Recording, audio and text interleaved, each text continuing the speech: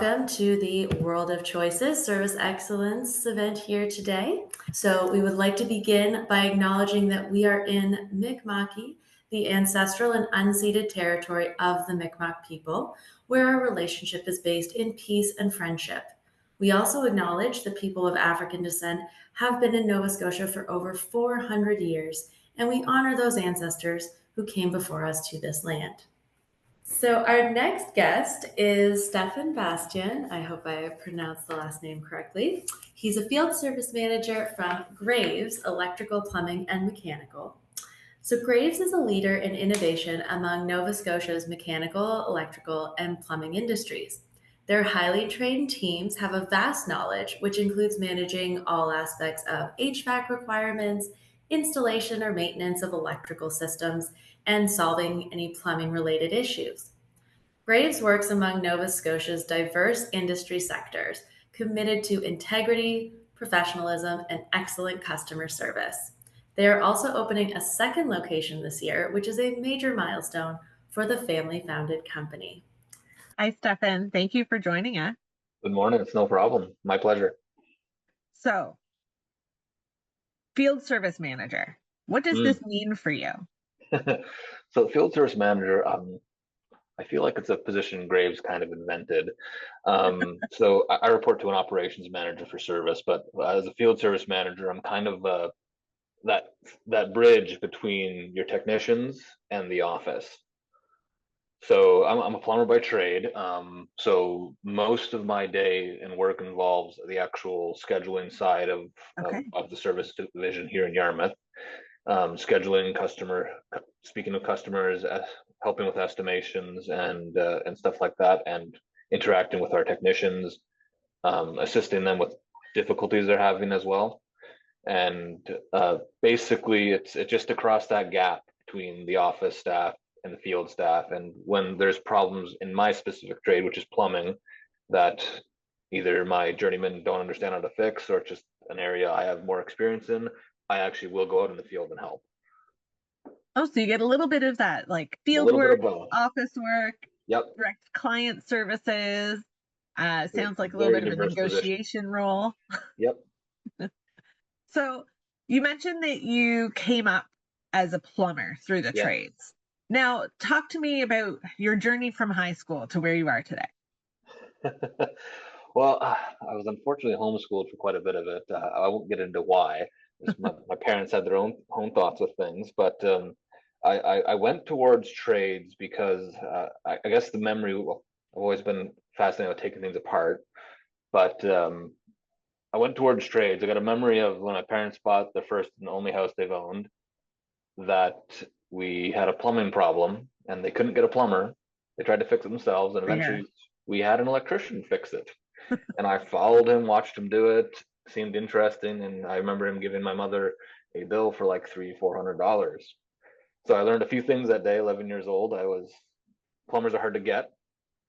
The work is expensive, and it definitely tickled my interest when it comes to mechanically taking things apart. So from there, I worked odd jobs until I could get into the career. I attended an SCC program in Middleton, Nova Scotia, to get my start. Then I worked a little bit in Annapolis, Bridgetown area, and then I came home to Yarmouth and worked for a small outfit, and then eventually to Graves. I left Graves for a bit to pursue some other interests in some related fields, and came back as a manager. Excellent. So you credit it to like being an interest being piqued when you were a kid, around like, very much. I like taking things apart, and I can make money at it. Yeah, my mother would tell you, if you left a screwdriver around and anything that had parts, I ripped apart toasters when I was like 3. So like I was a little terror when it comes to taking things apart. Can you describe what your on-the-job training has looked like as you've grown into this management role? For myself? Yes. Yeah, it's been a wild ride, I'll put it that way in some ways. Plumbing, it's my experience, at least, because I've worked for a lot of small companies, I learned pretty fast. And luckily I'm mechanically inclined, but a lot of just I had to figure some things out because I got put on the road pretty early just because I had the aptitude. Yeah. with some external supervision at the time as opposed to direct. But I learned from initially my first journeyman. He was the owner of the company at the time, small company. It was just me and him. And he was very, very focused on delivering a high quality product. And that really stuck with me through my whole trade. Like he didn't care how long it took. He did, but he wanted it done right the first time and done extremely well. He wanted to kind of shine above the rest of the competition. And that's kind of been my whole mantra since. He really, really pushed that into me. And I really appreciate that kind of that injection into my career. Yeah. Pride of work, right? Exactly. And from there, I learned a lot on my own, did a lot of research as well, learned from various journeymen, and I've taught a couple of apprentices in my career. Wonderful. Now you're working as a field service manager now, Mhm. and I have noted that you oversee not only plumbing. Yeah, plumbing and electrical is what I oversee for service at the moment. Yes. Okay. So your team, Mhm. um, have they all had similar journeys to yours of coming up through the Uh, trades? Probably any of the guys who've been here a while. Graves has always been big on the training, so like most Yeah. of the time, an apprentice is not left alone. So you get a lot of experience through a guy who knows what they're doing, so you get a lot less mistakes. Um, but yeah, no, I'd say some of them who've come from other companies that are smaller, definitely similar thing. They had to learn a bit hard and fast sometimes, which I don't fully endorse. But I mean, it's with trades. I'm sure anybody else on these panels could relate. There's not enough of us. There is That was not my enough of next us. question is So what are the job prospects? oh, all over. We service wise, we're kind of at capacity currently, but I just hired a new apprentice on the plumbing division. And we're constantly hiring on a commercial side. I can I couldn't tell you the number of apprentices we've hired within the past 3 months. Uh, it's been a lot. So, and as our own company, we're looking to grow. But if you look at job ads, even in Little Yarmouth, most of the companies are looking for apprentices right now. So the job prospects are there. It's an aging out job in a lot of ways. I look at most of the crews, especially on the commercial side.